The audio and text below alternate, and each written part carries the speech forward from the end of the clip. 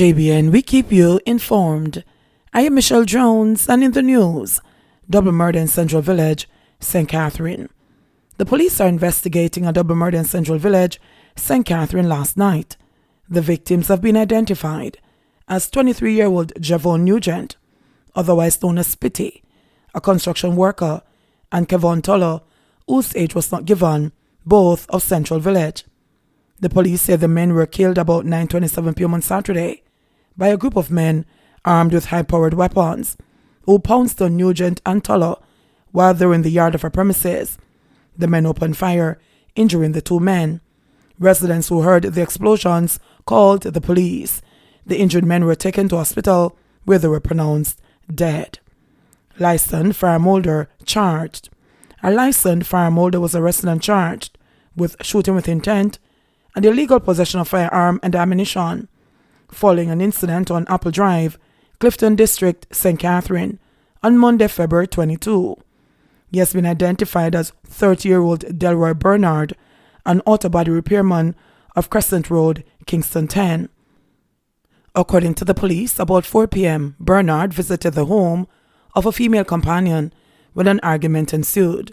Bernard allegedly pulled a firearm and pointed it at the complainant and fired shots in her direction.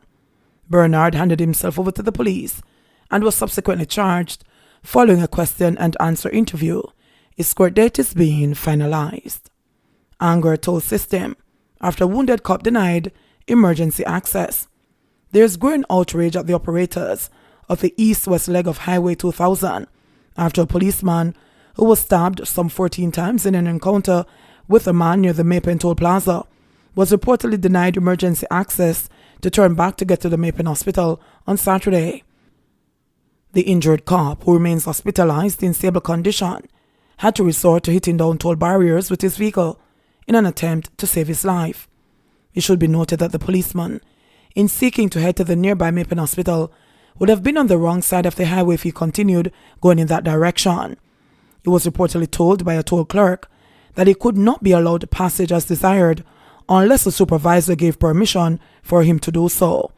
Several police officers, as well as members of the public, have expressed outrage at the stance that was taken, which they contended could have resulted in the death of the police constable who was bleeding profusely.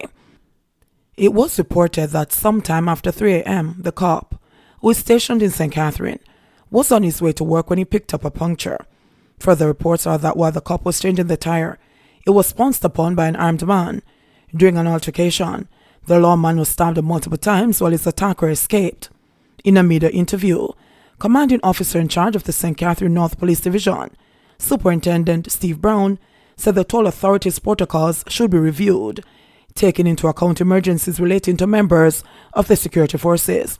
When he reached the toll plaza, they told him that he can't go through the toll plaza, and he showed them the stab wounds with him bleeding profusely, and they still refused.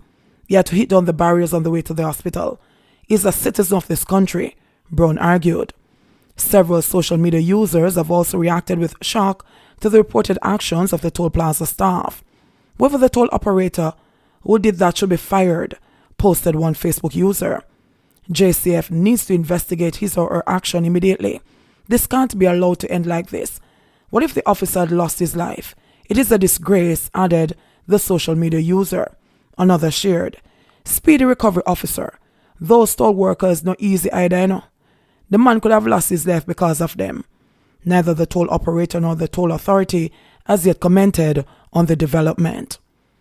Over $23 million paid to consumers as compensation for bad gas.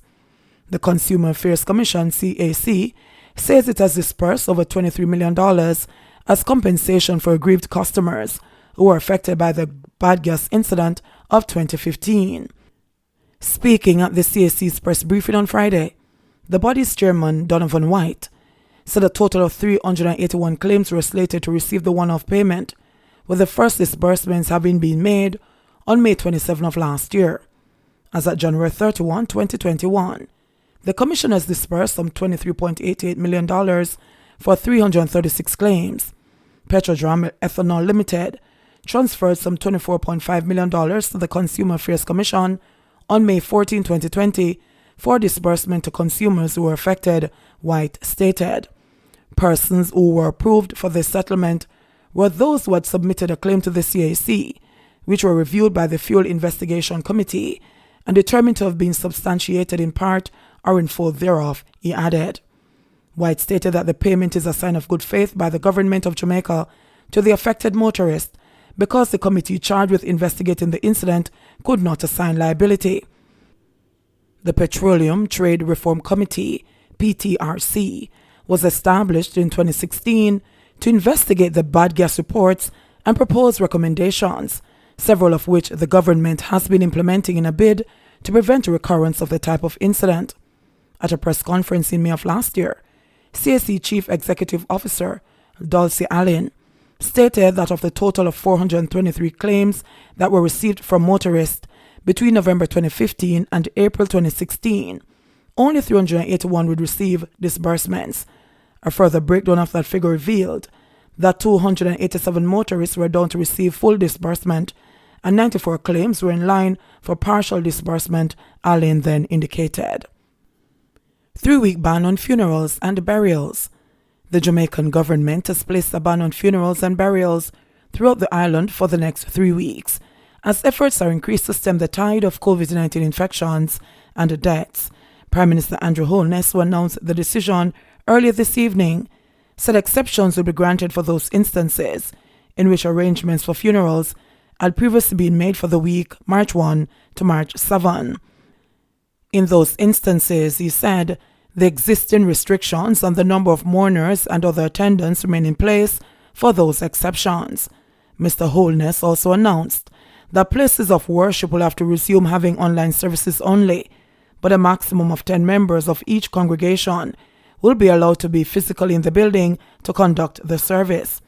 The island-wide 8 p.m. to 5 a.m. curfew, which is currently in place, will be extended to March 23.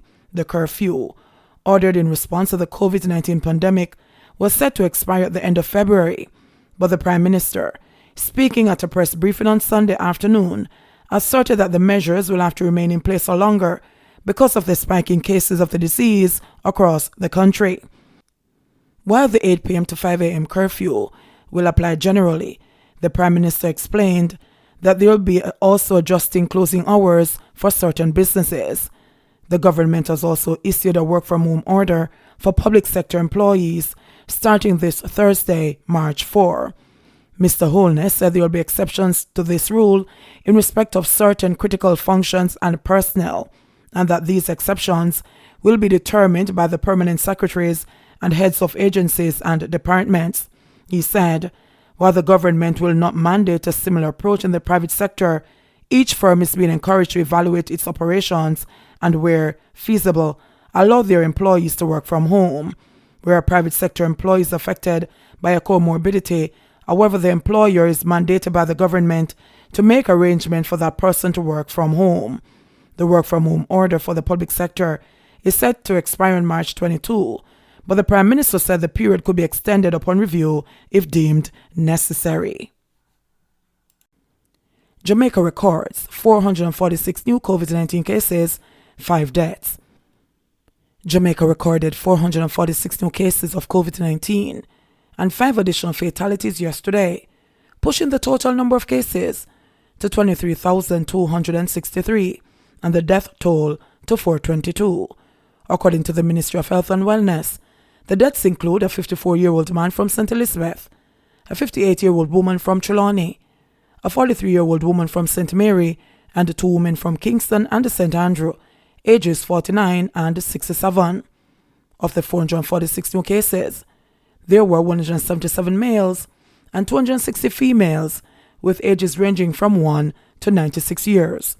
The cases were recorded in Kingston and St. Andrew 195, St. Catherine 78, St. James 64, Clarendon 18, St. Anne 17, Westmoreland and St. Thomas 15 each, St. Elizabeth 13, Hanover and Manchester 9 each, St. Mary 8, and Trelawney 5.